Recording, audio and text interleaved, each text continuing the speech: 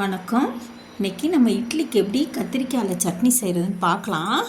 அதுக்கு நான் குக்கரில் கடுகு உளுந்தம் பருப்பு காஞ்ச மிளகாய் போட்டு கடுகு நல்லா வெடித்ததுக்கப்புறம் நம்ம அரிஞ்சு வச்ச 2 பெரிய வெங்காயம் சேர்த்துக்கிறேன்.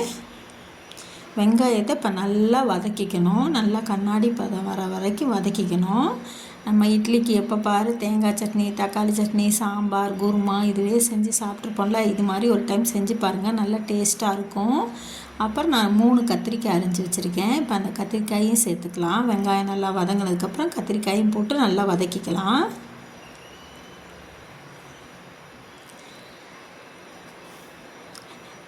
இப்போ தக்காளி சேர்த்துக்கலாம். 3 தக்காளி சேர்த்துருக்கேன். வெங்காயம், தக்காளி, கத்திரிக்காய் எல்லாம் நல்லா வதங்குற அளவுக்கு நம்ம கிண்டிக்கிட்டே இருக்கலாம். இந்த சட்னி நல்லா டேஸ்ட்டாக இருக்கும். நீங்களும் இந்த மாதிரி செஞ்சு பாருங்கள். அப்புறம் தேவையான அளவு மஞ்சத்தூள், கொஞ்சம் மிளகாத்தூள், கொஞ்சம் தண்ணி சேர்த்துக்கலாம். தண்ணி சேர்த்துட்டு நான் குக்கரை மூடி ஒரு 3-4 விசில் வச்சுக்கிறேன். நல்லா குழஞ்சிருக்கும். இப்போ ஓப்பன் பண்ணி பாருங்கள் எப்படி குழஞ்சிருக்குன்னு. இப்போ நம்ம அந்த தண்ணியை வடிகட்டிட்டு நல்லா கரண்டியாலே கிண்டுனாலே நல்லா எல்லாம் வெங்காயம், தக்காளி, கத்திரிக்காய் எல்லாம் மசிஞ்சிரும். பாருங்க, இந்த மாதிரி கரண்டியை வச்சு நான் நல்லா கிண்டுறேன். மிக்சிலெல்லாம் போட தேவையில்ல. இந்த மாதிரி செஞ்சாலே போதும். கத்திரிக்காயும் யூஸ்வலாக சீக்கிரம் வெந்துடும்ல. இந்த மாதிரி நீங்களும் செய்யுங்க. நல்லா கத்திரிக்காயை போட்டு கத்திரிக்காய், வெங்காயம், தக்காளியை நல்லா மசிச்சுக்கிட்டேன்.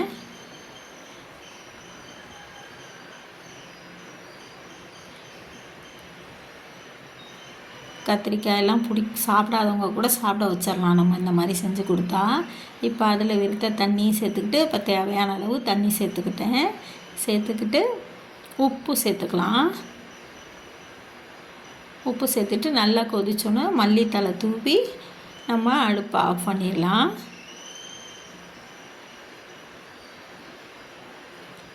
பாருங்கள் எவ்வளோ சூப்பராக கத்திரிக்காய் சட்னி தயாராகிடுச்சின்னு. சிம்பிளாக சூப்பராக செஞ்சிடலாம் கொஞ்சம் நேரத்தில். நான் இப்போ இட்லியோடு வச்சு சாப்பிட்றேன். நீங்களும் இந்த மாதிரி செஞ்சு சாப்பிடுங்க.